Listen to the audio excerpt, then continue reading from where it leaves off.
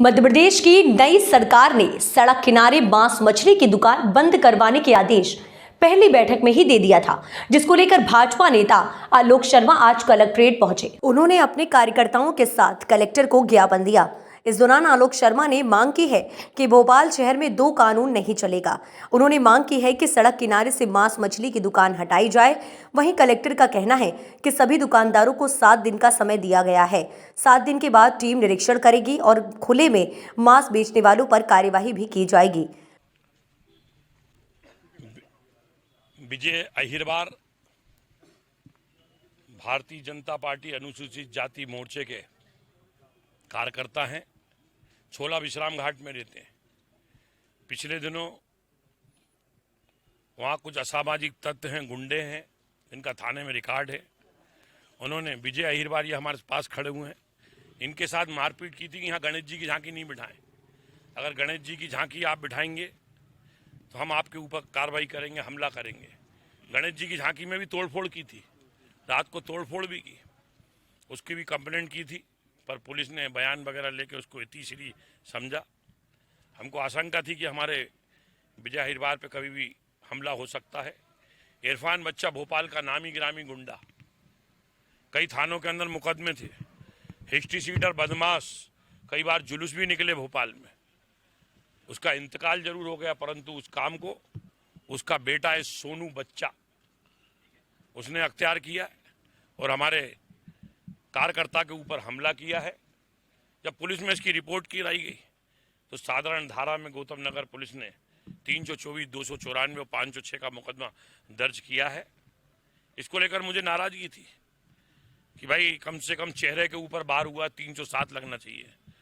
और police commissioner जी से आज हम मिले हैं, उनको बताया और उन्होंने इस मामले को काफ़ी गंभीरता के साथ संज्ञान लिया है और मुझको आश्वस्त किया कि हम धारा 370 लगाएंगे। मैंने 307 लगाएंगे, धारा 307 उसके ऊपर लगेगी।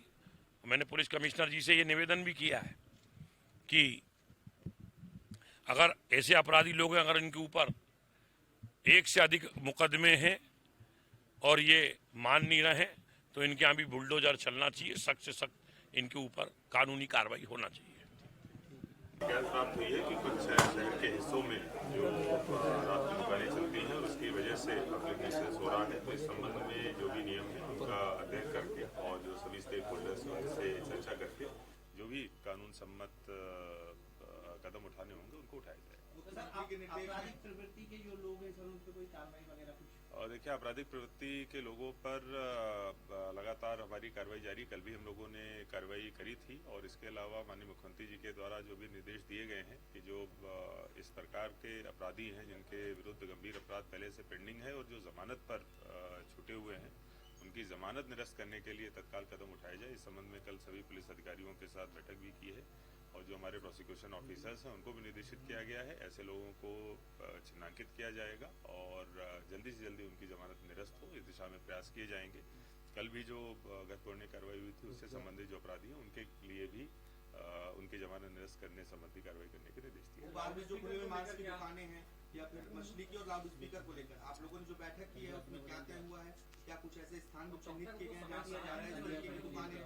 देखिए, माननीय मुख्यमंत्री जी के द्वारा जो निर्देश दिए गए हैं, शासन ने जो निर्देश निकाले हैं, पहले के जो आदेश थे, सुप्रीम कोर्ट की गाइडलाइंस हैं, उनका कड़ाई से पालन करने हेतु निर्देश प्रदान किए गए हैं। और दोनों ही आदेश अगर जन सुरक्षा की दृष्टि से देखें या जनता के स्वास्थ्य की दृष्टि से देखें बहुत ही उपयुक्त हैं। कल हमारी जो बैठकें हुई हैं सभी धर्मगुरुओं के साथ भी, तो उनके सभी के द्वारा भी कहीं पे कोई ऑब्जेक्शन नहीं लिया गया। उनके द्वारा 7 दिन का समय मांगा गया है कि जिसमें कि सारे कानूनों का उनके द्वारा पालन कर लिया जाएगा और 7 दिन बाद फिर हमें एक बार टीम भेजकर उसकी जांच करानी है। इसी तरीके से जो खुले में मांस बिकता है उसके संबंधित जो विक्रेताओं की एसोसिएशन है उसके साथ भी हमारी बैठक हुई। उनको भी इस संबंध में कोई ऑब्जेक्शन नहीं है। उनके द्वारा भी 7 दिन का अवसर मांगा गया है।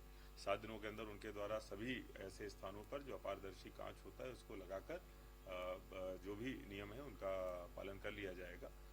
7 दिन बाद हमारी जो दोनों टीमें हैं, नगर निगम की टीमें हैं और दूसरी तरफ जो हमारी पुलिस और मजिस्ट्रेट्स की टीमें हैं, दोनों के संबंध में जांच करेंगे और कहीं पर अगर वायलेशन पाया जाएगा तो कार्रवाई करेंगे। अभी कुछ जगह क्या ऐसी चिन्हित हुई है?